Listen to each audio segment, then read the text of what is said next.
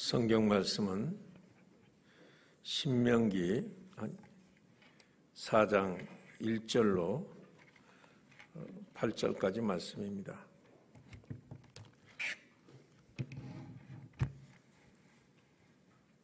구약성경 신명기 4장 1절로 8절까지 말씀입니다. 오늘 우리에게 주신 하나님 말씀을 봉독하겠습니다. 이스라엘아, 이제 내가 너희에게 가르치는 규례와 법도를 듣고 준행하라. 그리하면 너희가 살 것이요 너희 조상의 하나님 여호와께서 너희에게 주시는 땅에 들어가서 그것을 얻게 되리라.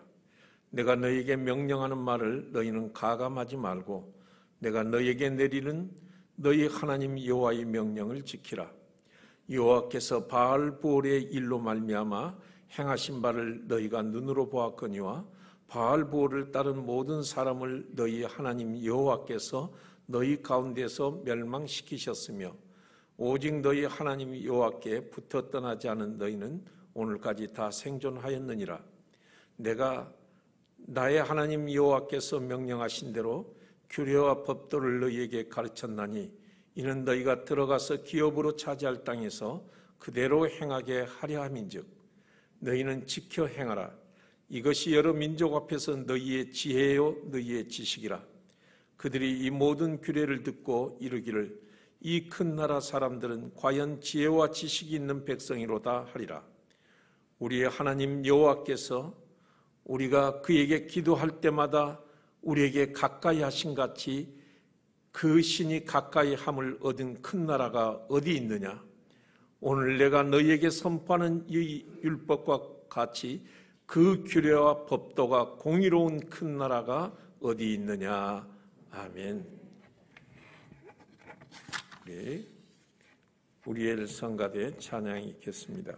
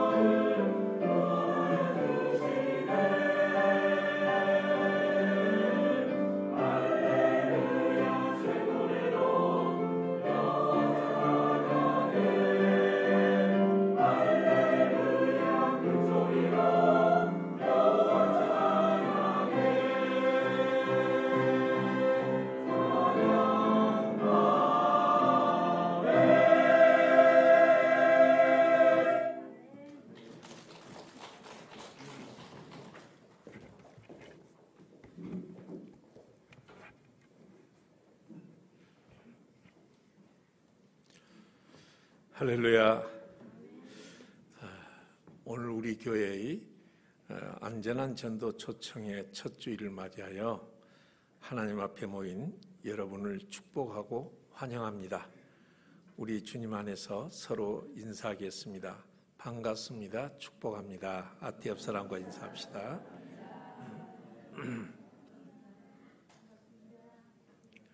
사랑하는 여러분, 저는 엊그제 모 방송국에서 그 시사 프로그램을 통해서 지금 지구촌은 제3차 세계대전에 돌입하고 있는 것과 같습니다 라는 말을 들었어요. 그것은 인류가 여러 차례에 걸쳐 전염병으로 고통당하여 죽어갔지만 세계 역사상 이처럼 강하고 지독하고 그리고 지긋지긋한 범세계적으로 확산되는 경우는 한 번도 경험한 적이 없는 코로나19의 침입 때문이라는 것입니다. 학자들은 언젠가는 반드시 3차 대전이 터질 것이라고들 다들 예측하고 있지만요. 그런데 막상 3차 대전이라고 하는 것이 그 누구도 몰랐던 코로나19 바이러스와 이를 향한 지구촌 사람들과의 소위 전쟁이라는 것입니다. 여러분, 그 수긍이 가는 말이지 않습니까? 실제로 치명률도 얼마나 높습니까? 세계 1, 2차 대전 때보다 더 많은 사람들이 죽었다는 거예요. 이 짧은 시간에.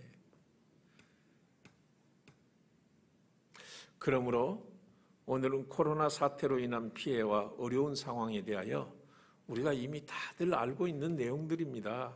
하지만 이것은 우리 모든의 그 생존권과 직접 간접적으로 연관이 되기 때문에 불편하지만 다시 한번 대충 짚어보고 이에 대한 성도로서의 우리의 확실하고 분명한 방침을 제시하고자 합니다. 전문가들은 이미 코로나19 사태가 상당 기간 계속될 것이라고 전망하고 있죠. 이에 대한 확실한 백신 개발은 개발 시작한으로부터 최소한 짧아야 18개월이 돼야 된다고 하죠. 또 그 백신이 개발됐다고 해도 마지막 보급해서 걸리는 데만 6개월이 걸린다. 그래서 확실한 것은 2024년 정도쯤 돼야 그것도 그 말기에 여건들이 맞으면 그때에나 이 회복될 것이라는 이런 불길한 전망들을 내놓고 있지 않습니까?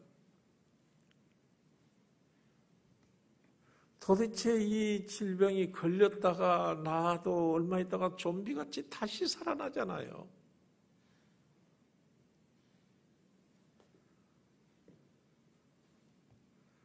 지금 그 바이러스라고 하는 것은 그 몸 밖에 있을 때만 그 활동하는데 몸 밖으로 나오면, 그러니까 몸 안에 있을 때만 활동하고 몸 밖에 나오면 즉시 죽는다고 하는데 이거는 죽지도 않아요. 몸 밖에 놔도 맨날 며칠 동안 살면서.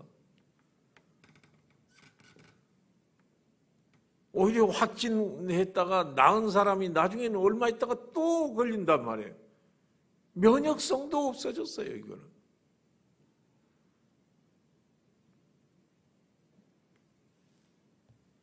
정말 좀비 같은 그런, 이제 끝났는가 싶으면 다시 확산되고. 지금 미국은 10만 명이 하루에 확진됐다고 그러잖아요.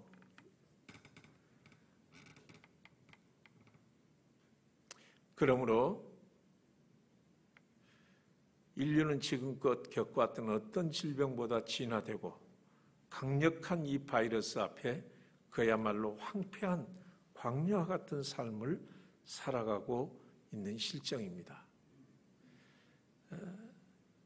이 사태로 인해서 지구촌이 겪는 고통은 뭐 질병은 말할 것도 없고 특히 경제적 고통이 도대체 이게 수로 계산할 수가 없을 정도.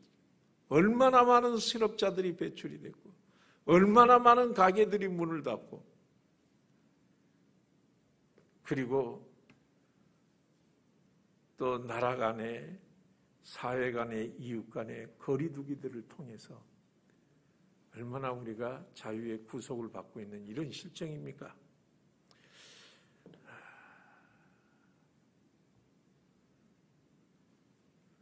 더구나 이것은 앞으로 계속 더 발전돼서 종식이 됐다 해도 더 이제 강력하게 발전된 신종 바이러스 형태로 나타난다고 그러죠. 여러분, 이런 것은 또 차치하고라도 자연재해는 또 어떻습니까?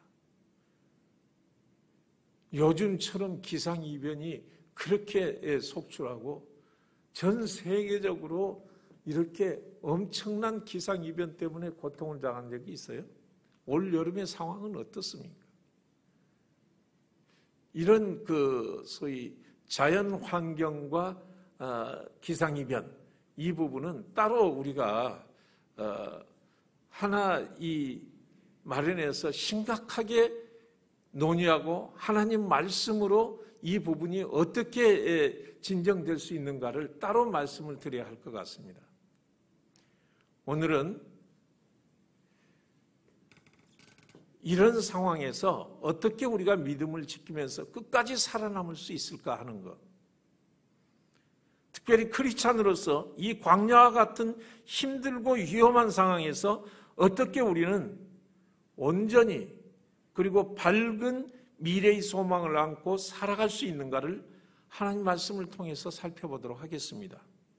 혹시 여러분은 저희 이 말에 너무 현실성이 없는 소리라거나 결국 주님 잘 믿으라는 말이겠지, 뻔하다 이런 생각을 가지고 계실지는 모르겠지만 저는 무슨 치료 방식이라든가 어떤 현실적인 그리고 일시적인 대응책을 말하려고 하는 게 아니라 성경 역사를 통한 생존 방식의 참 지혜와 지식을 전하고자 여러분에게 말씀을 전하니 집중해서 잘 들어주시기 바랍니다. 역사를 잊은 민족에게는 미래는 없다라는 말이 있습니다. 또한 과거에서 배우지 못한 사람은 과거의 역사를 되풀이한다. 이런 말이 있듯이 저는 이 상황에서 이런 때 우리가 살아가는 생존의 참 지혜와 지식을 살아계신 하나님의 말씀을 통하여 두 가지 점을 특히 강조하여 여러분께 전하고자 합니다. 그 첫 번째 강조는 이런 때 우리는 오직 살아계신 하나님만을 섬겨야 한다는 사실입니다. 본문은 지금으로부터 대략 3,500여 년 전에 이스라엘이 애굽의 노예에서 출애굽하여 하나님 사람 모세를 따라서 약속의 땅 가나안을 들어가는 여정에 앞서 먼저 광야 40여 년간의 이 고난을 겪게 되는 이 과정 중에 한 사건을 예로 들고 있습니다. 사실 출애굽 1세대들은 광야라는 어렵고 척박한 환경에서 버텨오는 과정에서 이들에게 베풀어 주신 우리 주님의 엄청난 은혜와 놀라운 기적들과 그리고 능력들이 매일매일 쏟아 부어 주셨잖아요. 홍해 바다를 가르고 구름 기둥과 불 기둥을 통해서 이들을 인도하시고 만나를 내려주시고 매일의 삶을 통해서 이들을 40년 동안 신발이 부르트거나 헤어지지 않고 옷이 헤어지지 않고 이들이 어떻게 이 척박한 땅에서 심을 수 없고 거둘 수 없는 이 땅에서 살아남을 수 있었어요. 오직 하나님의 은혜입니다, 여러분. 이건 역사적으로 증명된 사실 아닙니까? 그럼에도 불구하고 이 출애굽 1세대들은 그 은혜를 받을 때만 할렐루야 기뻐하고 그게 지나면 곧바로 하나님께 불평하고 원망하고 그리고 하나님을 배신하고 모세를 대적하고 이런 생활로 시시때때마다 계속 이어진 거예요.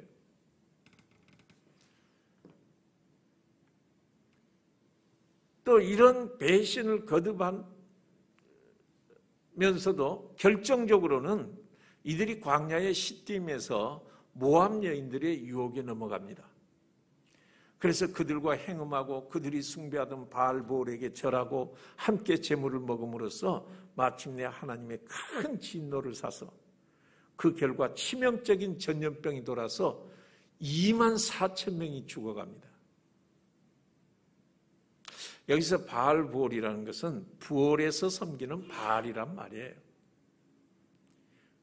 이 사건은 이스라엘 역사 내내 부끄러운 과거사로 기억이 되고 또 그 죄악을 거울로 삼게 됩니다. 물론 광야에서 몇 가지 그 무리바 물가의 이 모습이라든지 12 정탐꾼들의 그 실수라든지 이런 큼직큼직한 사막과 이 사건과 함께 오늘 이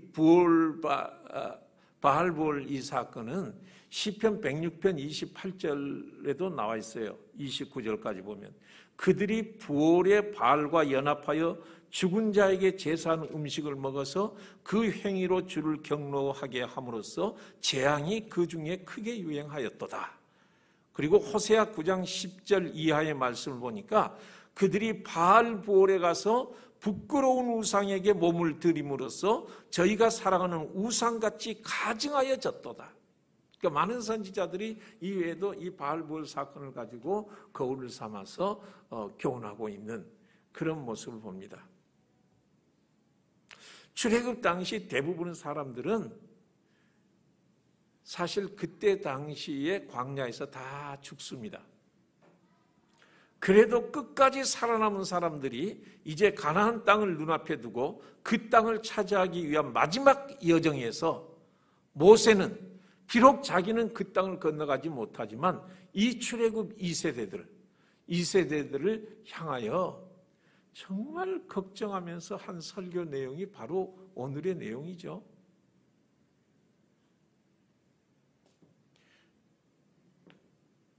이들이 비록 여기에서는 버텼을지라도 반드시 가나안에 살게 될 때 결국 바알 우상에게 유혹될 수 있다라는 것입니다.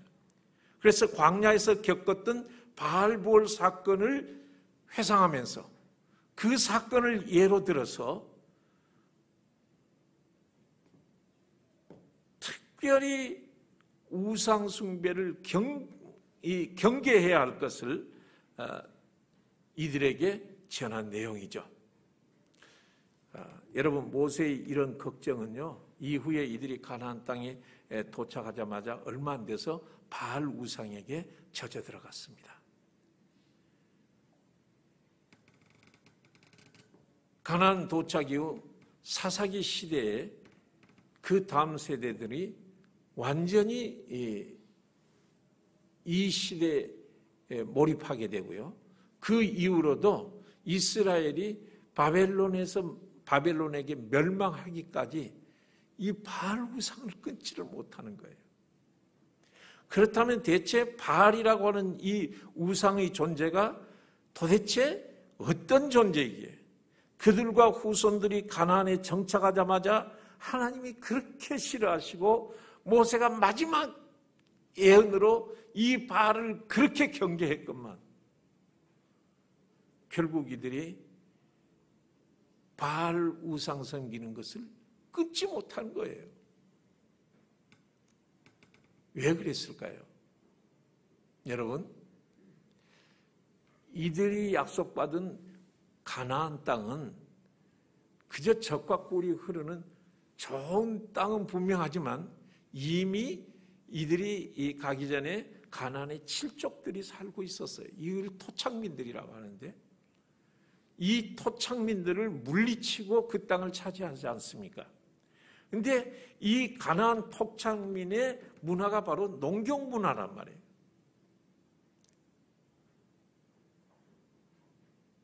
바알은 남자 신으로서 풍요와 비를 주고 아세라는 다산을 상징하는 여신인데 이들은 부부신으로서 이 가나안의 대표적 우상들이에요.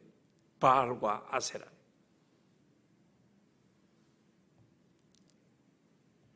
가나안 사람들이 우상에게 제사할 때 풍요와 비를 기원하기 위해서 바알에게 막 제물을 갖다 바치고 그 바알 우상을 섬기고요. 또 다산을 위하여서 아세라 신전에서 제사하면서 그 신전에 여러 사제들하고 행음을 하게 되어 있습니다. 이렇게 한 이유는 이렇게 함으로써 바알과 아세라가 서로 연합이 되고 또 그 연합된 풍요와 비와 그리고 다산이 자기들에게도 임한다고 믿었어요. 여러분, 이스라엘 민족은 사실은 어떤 민족입니까? 원래는 유목민 아니에요. 철저하게 양을 치는, 그 아브라함 때부터 야곱과 그 12자손에 이르기까지 유목민으로 살다가 애굽에서 이제 노예로 살면서 사실은 반유목민이 됐죠. 그런데 이들이 어떻습니까? 결국 가나안 땅을 딱 차지하고 보니까 참 이들에게 드디어 자기 명의로 땅들이 이제 분할받게 되죠. 땅들이 오니까 어때요? 이 농사를 지어야 되잖아요. 반유목민이었던 이들이 농사를 지으려면 이 농경의 이 기술도 배워야 되고 또 모든 때에 따라서 비가 적당히 내려줘야 되고 그래야 풍요를 맞이하게 되죠. 그런데 이 가나안이 이처럼 잘 되는 것은 이 바알을 섬기다 보니까 그랬다라는 이 풍설과 이러한 것들이 이 사람들이 다 듣게 되고 알게 되는 거예요. 그래서 바알 신과 그 제사를 자기도 모르게 빠져들어가고요. 아세라 신은 다산의 신이라 그랬죠.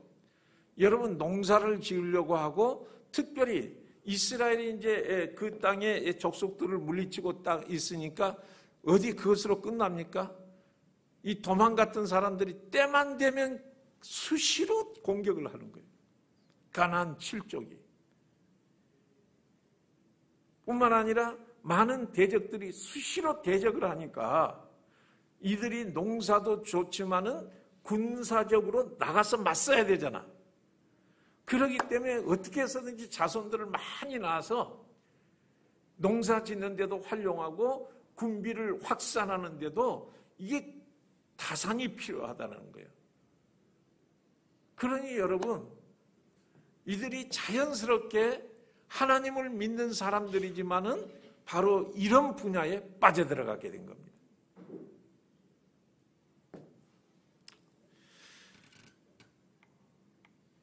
오늘날도 온 세상은 바알과 같은 물질로 인한 풍요와 아세라와 같은 음란을 인하여 얼마나 탐욕적인 소위 육신의 정욕과 안목의 정욕과 이생의 자랑으로 이런 속에서 살고 있는 것이 똑같은 현상이에요, 사실은. 여러분, 역사를 보면 대개 한 민족이 멸망하는 것은 외부의 군사적인 공격에서 멸망을 하지만은 그보다 먼저 내부적인 소위 정신적이고 영적인 타락에서 시작되는 경우가 대부분입니다. 그러니까 결국 이들이 호화롭게 살면서 영적으로 정신적으로 타락을 하다 보니까 점점 모든 것들이 약해지고 방탕해지고 하니까 외부의 군대들이 와서 잡아먹는 거 아니겠어요? 모세는 이런 것들을 경계하는 거예요. 이게 바로 어디에서 오는 것이냐?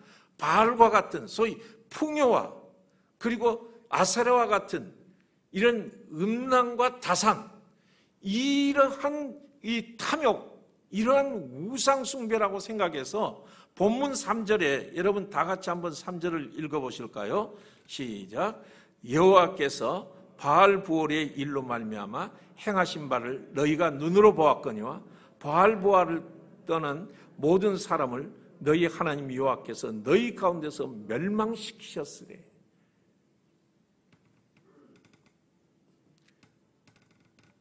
성경에는 탐심은 우상숭배라고 하지 않았습니까?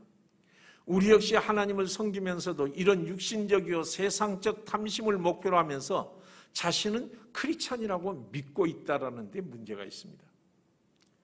이스라엘의 문제는 자신들은 하나님을 잘 섬기는 사람들이라는 자부심을 늘 갖고 살았다는 거예요. 이는 오늘날 우리의 모습과도 같습니다. 사실 우리는 하나님을 섬기지만 동시에 물질과 쾌락과 안일 제일주의로 살고 있지 않은지 자신을 돌아봐야 합니다. 이런 양다리 걸치기식 믿음은 곧 하나님을 진노케 하고 있습니다. 이스라엘 역사상 이런 일이 가장 성행했을 때가 언제입니까? 여러분, 언제죠? 북이스라엘의 아합 왕 때입니다.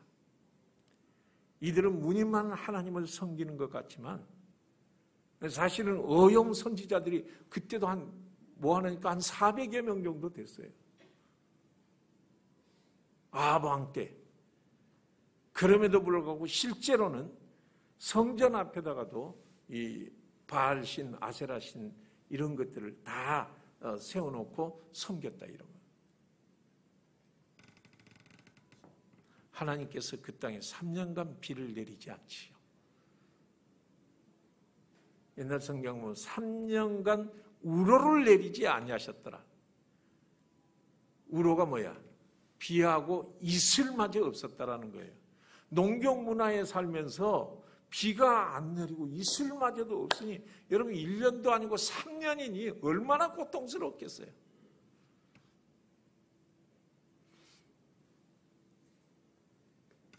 그러니 백성들이 난리가 난 거 아니겠어요? 아우 성치고 심지어는 아방까지도 물줄기를 찾으러 돌아다니는 이런 그 세대가 딱 됐을 때 하나님의 선지자 엘리야가 나타나서 왕을 비롯한 이스라엘 백성들을 갈멜산으로 모으지 않습니까? 그래서 왜 이런 사태가 일어나고 있는지, 어떻게 하면 이들이 이 사태에서 벗어날 수 있는지를 설교합니다. 그 한 구절이 열왕기상 18장 21절에 나와 있습니다. 제가 읽어보겠습니다. 엘리야가 모든 백성에게 가까이 나아가 이르되 너희가 어느 때까지 둘 사이에서 머뭇머뭇하려느냐? 여호와가 만일 하나님이면 그를 따르고 바알이 만일 하나님이면 그를 따를지니라 하니 백성이 한마디도 대답하지 아니하는지라. 여러분, 이스라엘 백성들은 바알을 숭배하면서도 자기는 하나님을 떠난 것이 결코 아니라고 생각하고 있다는 점이 문제란 말이에요. 그래서 하나님과 바알을 나란히 섬기면서도 어떤 갈등도 느낌이 없어요.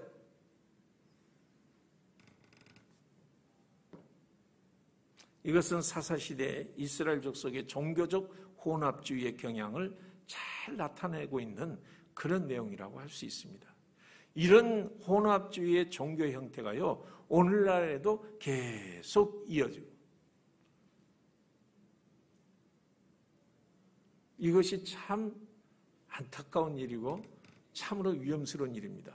왜냐하면요, 어렵고 힘든 상황일수록 이런 이단과 미신과 우상은 더 전염성과 유혹성이 강하기 때문이다, 이런 말이에요. 오늘의 교회나 성도들 역시 무늬만 크리스찬이지 내적으로는 물질과 세상의 즐거움을 쫓는 세속적인 크리스찬들이 얼마나 많습니까? 여러분, 우리는 회개하고 돌이켜야 합니다. 그래야 이 광야 같은 세상을 이겨나갈 수가 있는 것입니다. 모든 어려움을 푸는 열쇠와 그 관문은 언제나 회개를 통한 하나님과의 바른 관계에서 시작됨을 명심하시기 바랍니다. 여러분이 겪고 있는 크고 작은 어려움이 계속되고 있습니까? 하나님께 회개하십시오. 참된 회개는 탐욕과 타락과 안일만을 추구하는 죄의 자리에서 일어나 하나님께로 돌아오는 것입니다. 마지막 두 번째, 우리는 이러한 때일수록 하나님께 딱 붙어 있어야 합니다. 왜 우리는 하나님께 붙어 있어야 되죠? 그래야만 우리가 어떤 극한 상황에도 능히 극복하고 결국은 우리가 소원하는 그 소망의 자리까지 이룰 수 있기 때문입니다. 출애굽한 이스라엘 백성들 중에서 광야의 모진 환경과 고난 속에서 40년간을 버티면서 끝내 광야를 빠져나와 언약의 땅에 자리를 잡을 수 있었던 자들의 단 하나의 원인이 있다면 무엇일까요? 그것은 어떤 상황에서도 오직 하나님만을 붙들고 의지하였기 때문인 것입니다.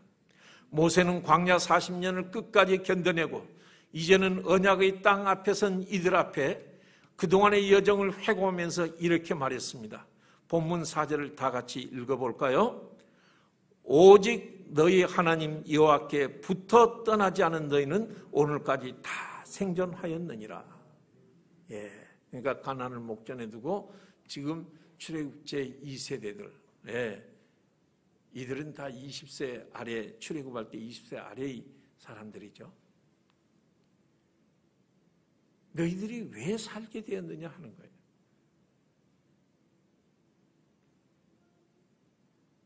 오직 하나님께 붙어 있었기 때문이다. 그렇습니다. 하나님은 생명의 근원이시고 어려움을 극복할 수 있는 힘과 능력을 주시는 분으로서 자기를 떠나지 않고 끝까지 붙어 있는 자들에게 반드시 승리와 복을 주시는 분이십니다.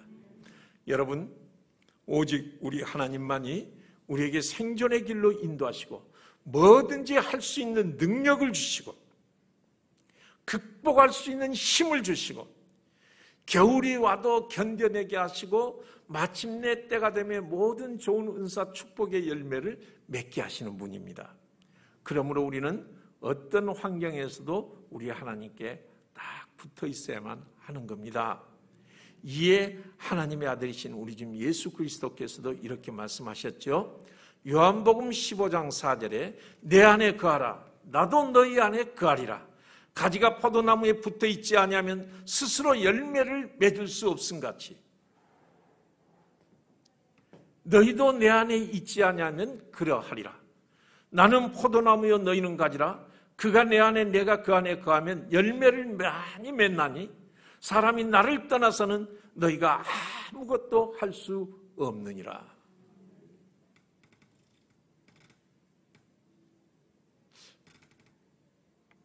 사랑하는 여러분, 생명과 축복의 비밀이 여기에 있다라는 거예요. 우리는 주님과 연합하여 붙어 있으면 이런 놀라운 축복을 누리게 되는 것입니다. 그런데 많은 사람들이 이렇게 오해합니다. 믿으면 좋고 안 믿으면 본전이다. 나는 그런 축복의 열매 안 받아도 되니 그냥 이대로 그냥 잘 살겠습니다 라고 착각하시는 분들이 있어요. 여러분, 우리가 믿음이라든가 구원이라든가 예수 그리스도에 대해서 믿으면 좋고 안 믿으면 본전이 아니라 만약에 안 믿게 됐을 때 얼마나 우리가 큰일 날 자리에 앉아 있으며 얼마나 엄청난 심판과 영원한 이 참 지옥에서 살 수 있을 것인가를 여러분 결코 이것을 놓쳐서는 안 됩니다. 단지 몇 년 사는 이 세상 삶을 인하여 그냥 편하게 이렇게 살다 죽을래요. 그리고 없어지는 걸로 알고 있어요. 아니에요, 여러분. 그렇지 않습니다.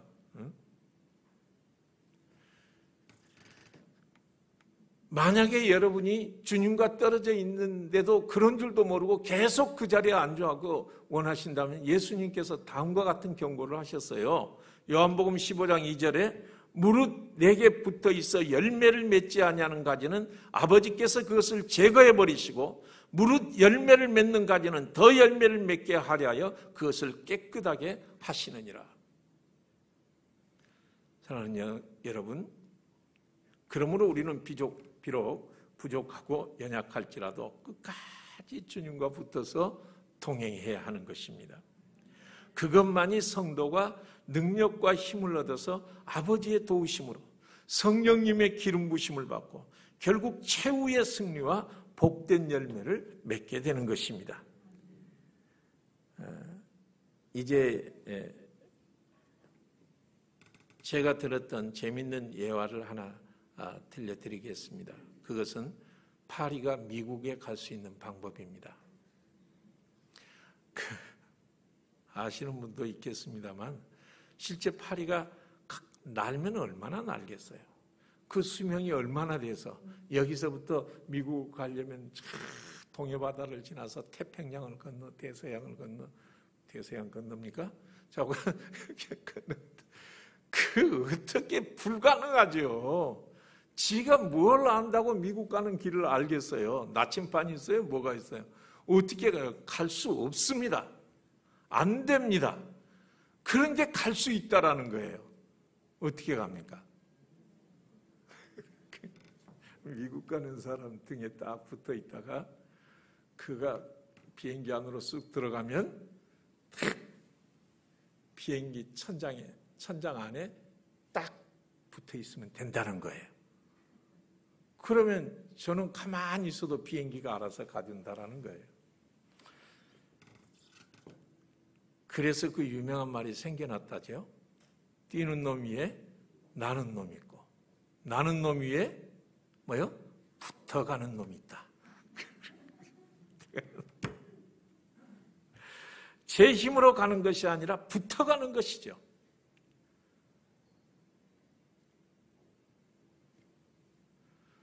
우리가 어떤 일을 도모하려고 고난과 역경을 만나면 오로지 내 힘과 지혜로 뭔가 풀어보려고 했을 때 되는 일이 있느냐 이런 말이에요.